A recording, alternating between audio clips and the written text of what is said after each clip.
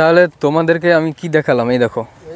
তাহলে গ্রামের পরিবেশে এইসব জিনিসগুলো সব প্রত্যেকের জীবনে জড়িত থাকে। জিনিসগুলো কি, জমি চাষ হয়েছে, চাষ হওয়ার পরে ধান ফেলছে, ধান ফেলার পরে বর্ষা হওয়ার পরে কিছু কিছু ধান জ্বালাইছে, এতটুকু চারা হয়েছে। এখন যদি লোক গরু ছাড়ে, তাহলে অনেক গরু ছাড়া আছে, আমি এই ভিডিওটি এতে অ্যাড করে দেবো, অনেক গরু ছাড়া আছে। তাই সবাই যদি ছাড়ে তাহলে কে আসবে, কোন সময় আসবে, কিভাবে যোগদে আসবে? তার কারণে কিছু চাষি ভাইরা একত্রিত হয়ে এই দেখো এই রাস্তাটা বন্ধ করছে। আর ওইখানে সুন্দরভাবে একটা গেটের ব্যবস্থা রাখছে, যেখান থেকে যারা গরু নিয়ে যাবে, দড়ি গরুর সঙ্গে নিয়ে যাবে, খিল নিয়ে যাবে, গরু বাঁধবে, তাদের জন্য সুবিধা আছে। ওখানে খোলার ব্যবস্থা রাখছে, তাহলে মোটামুটি সুন্দর ব্যবস্থা রাখছে, যাওয়ার জন্য আসার জন্য সুন্দর ব্যবস্থা রাখছে। ওইখানে উপরে যে বাসগুলো ওগুলো খুলে দিয়ে ভিতরে নেওয়া যাবে এবং বের করে আনা যাবে। তো দড়ি সহকারে সচেতন সহিত বাঁধা দরকার, যাতে কোনো ব্যক্তি বিশেষের ধানের ক্ষেত বা পাতা যে করছে এগুলো নষ্ট না হোক। এই হলো ঘটনা। তাই এই দেখতে পারতেছ মোটামুটি সবাই মিলেমিশে কাজ করতেছে। এই দেখো, দড়ি কাটতে হয় না, দড়ি তো কাটতে হবে, নাহলে আবার চলবে কি করে? তাহলে মোটামুটি সবাই কম বেশি সহযোগ রয়েছে।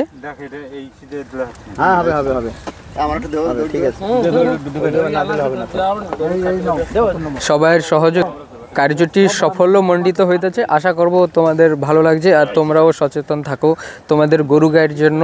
কারো বা কোনো ব্যক্তির যেভাবে ধানের বা বিহন যে বা পাতা তার কোনো প্রকার ক্ষতি না হোক, আশা করব তোমাদের এই বিষয়ে তোমরা সচেতন থাকবা।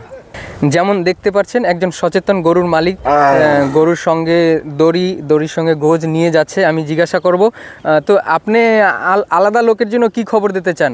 আলাদা লোকের জন্য খবর দিতে চাই যে লোকে চাষবাস করছে, পাতা নষ্ট করবে, সেই জন্য সবাই গরু বান্ধার ব্যবস্থা করো, নাহলে লোকের ক্ষতি হচ্ছে। তাহলে আপনারা শুনলেন, দেখেন সচেতন যারা, এনাদের জমি আছে, এনারাও চাষ করছে, তাই এই উদ্দেশ্যে সবাই সচেতন না হলে কি করে চাষবাস হবে? অবশ্য সবাই সচেতন হওয়া দরকার। এই দেখতে পাচ্ছেন, আর কিন্তু খুব সুন্দর, গ্রামবাসী সবাই মিলেমিশে এই পাশে ব্যবস্থা করছে, গরু যাওয়ার সুবিধা রাখছে। কিন্তু এইভাবে আপনারা দড়ি সহকারে গোজ নিয়ে যান, বাঁধবেন, সুবিধাভাবে বাঁধবেন, যাতে কারোর ক্ষতি কিছু না হয়। তাহলে একজন সচেতন চাষি বা একজন সচেতন নাগরিকের কর্তব্য আছে, সেগুলো আপনারা করেন। বহুত বহুত ধন্যবাদ আপনারা ভিডিওটি দেখার জন্য।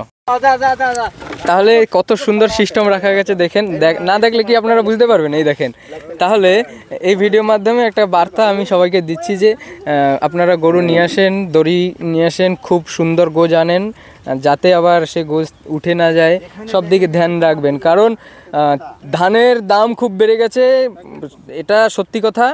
আর ধানের দাম বেড়েছে মানে চাউলের দাম আপনার কম করে হলেও 100 টাকার উপরে আপনার চাউলের কিলো হয়ে যাবে এই 2024 মসিহা চলতে। তাহলে আপনারা এই বিষয়টাকে গুরুত্ব দেবেন।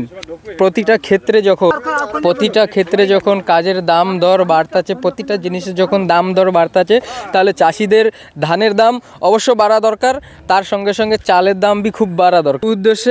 সেই উদ্দেশ্যে দেখো আমি এই বার্তাটা তোমাদের সামনে রাখলাম। অবশ্য তোমরা কমেন্ট করবে, তোমাদের মত ব্যক্ত করবে। তোমার গাড়ি যখন যাবে কি বলবা শোনো, তুমি স্পষ্ট শোনো। তোমার গাড়ি যখন যাবে সেই সময় খোলা হবে, যারা আসবে গাড়িতে তারা দায়িত্ব আকারে খুলবে আর দায়িত্ব আকারে তারা বাঁধবে। হ্যাঁ, সে আরিপার থেকে কাটুক, সেখানে খুলবে আবার করবে। লোকের, শোনো স্পষ্ট কথা, লোকের যদি জমিতে পাতা না হয়, গাড়ি ঢুকে করবে কি? উত্তর দাও। বাস, তাহলে এই যে এখন তুমি এখন গরু হাল আছে যে হাল করবে, এখন যে চাষ, এখন যে এটা আটকানো হচ্ছে, এটা আটকানোর মূল উদ্দেশ্য চাষিদের পাতা বেঁচে যাক, নষ্ট না করে। এটা সেই ব্যবস্থা রাখছে। এইখান থেকে ছোট গাড়ি আরামসে যেতে পারবে, সে নিয়ে কোনো অসুবিধা নেই। তারপরে যখন গাড়ি ঢুকবে তখন এর ব্যবস্থা সেটা করবে। এখন পাতা রক্ষা করার জন্য করা যাবে না, তাহলে কিরম কি রক্ষা পাবে?